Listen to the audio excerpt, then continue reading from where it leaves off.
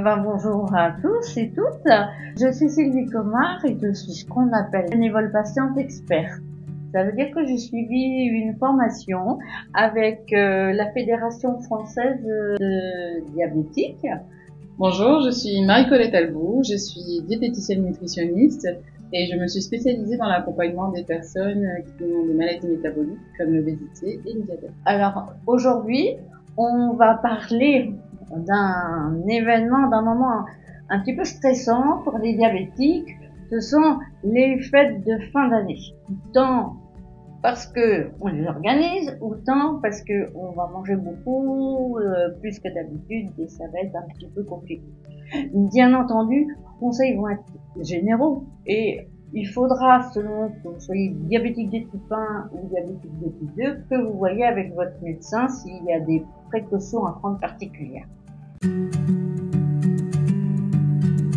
Alors, Marie-Colette, tu peux peut-être nous expliquer comment on peut concilier les fêtes, le plaisir, le diabète et l'équilibre alimentaire. C'est un vaste débat. C'est vrai que la période des fêtes, Sylvie, est une période un peu particulière où on va avoir tendance à augmenter nos apports alimentaires, où on va être moins attentif aussi à nos proportions et donc ce qui peut être bien pour préparer ces fêtes.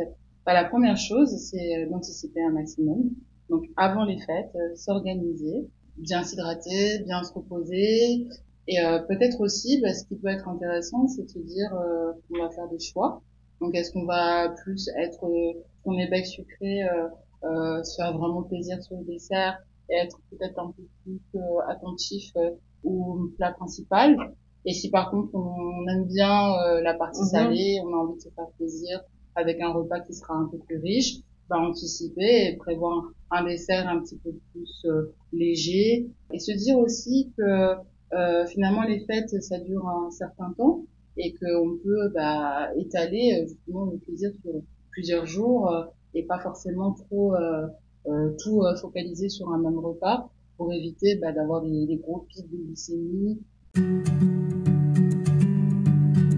Ce qui peut être très bien aussi, c'est de communiquer avec les personnes qui vont peut-être nous inviter, si on est invité.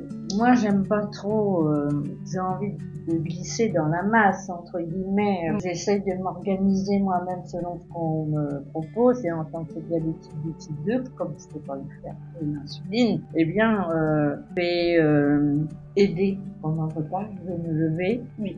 Au début, juste avant de manger, je vais faire un petit encas, je vais prendre un yaourt pour pas me jeter sur les toasts. Tout à fait, c'est vrai que pas arriver trop affamé, parce que c'est vrai que parfois certaines personnes vont au contraire se priver et se dire je veux me réserver pour le repas.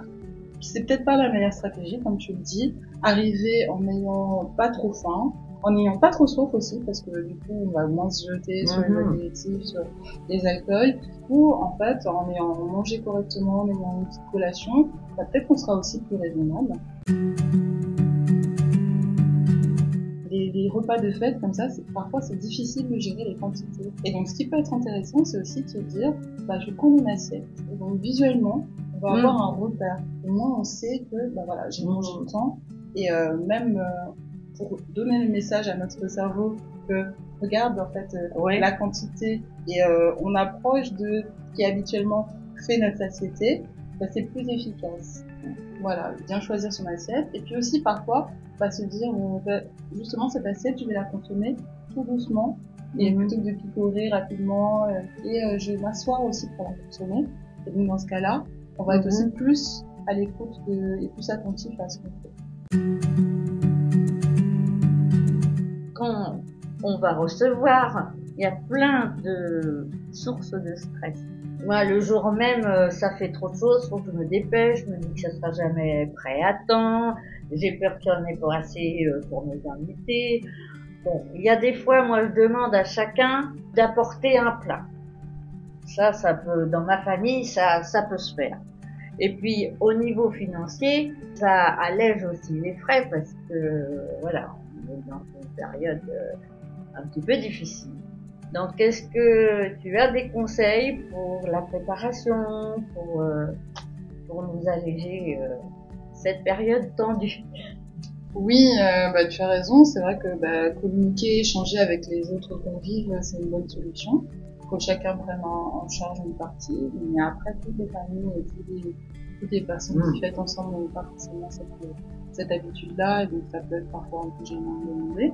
Mais par contre, c'est vrai qu'une autre fois, on avait échangé toutes les deux et tu avais parlé d'une chose qui est très intéressante, qui est, par exemple, si on a déjà le menu en tête, commencer à regarder les promotions, congeler, anticiper les courses, commencer aussi à préparer en amont. Il y a plusieurs sources de difficultés pour moi pour organiser des fêtes. C'est parce que je fais des malaises par manque de sucre. Donc si je prévois pas à l'avance, il y a des moments où je peux être 1 heure où je suis pas en capacité de m'activer. Donc si j'ai prévu au dernier moment, ça va pas aller.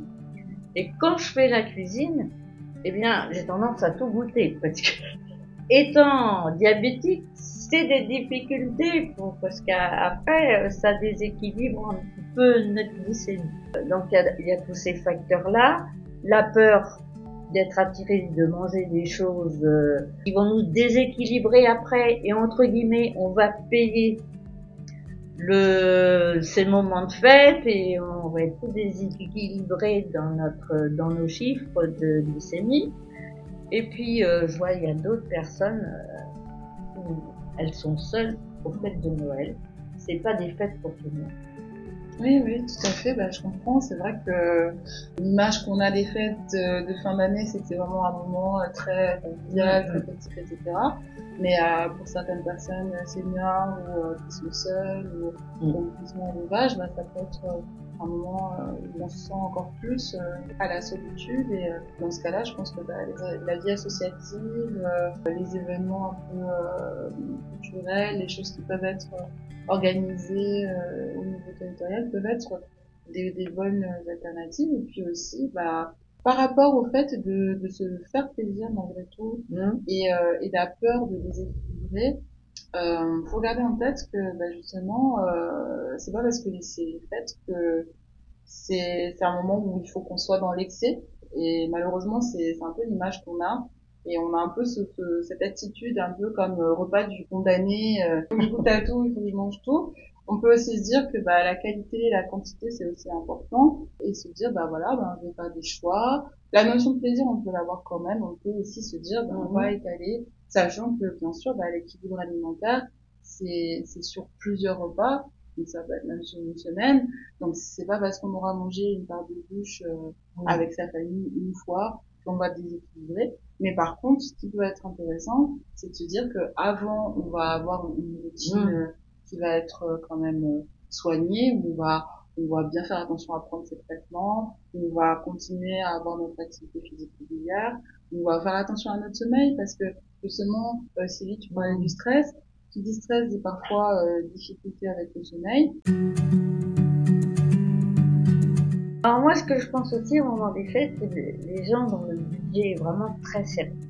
Parce que c'est le moment où on a envie de faire plaisir à ses enfants, à tout le monde. Et bon, les repas, qu'est-ce qu'on peut trouver qui est relativement bon marché, mais qui passe fête. Déjà, je voudrais rappeler une chose, c'est qu'on ne mange pas que avec la bouffe.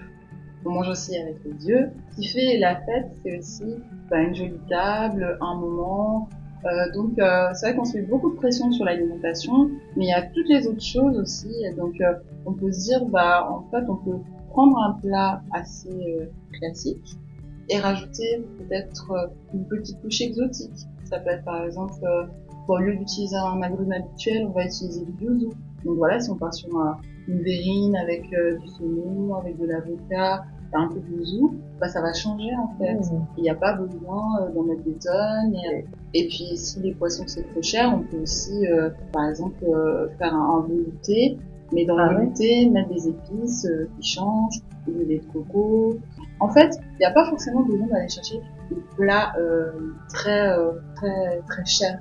On peut partir sur un plat assez classique mais le retravailler avec une recette différente ou en version sucré-salé. Et justement, je trouve que sur le site de la fédération, il y a pas mal de recettes qui peuvent correspondre à différents goûts. Donc il y a à la fois des recettes végétales, des recettes en fonction des budgets, en fonction aussi du niveau de difficulté. Et ça peut être des bonnes sources d'inspiration. En fait, je pense que parfois la contrainte, ça nous oblige à être un peu plus créatifs. Oui. Et c'est ça en fait, parce que parfois on se dit bah voilà, je veux le truc comme d'habitude. Bon, cette année je peux pas. Bon, bah on va essayer de trouver autre chose. Moi je dirais anticipation, communication et lâcher prise.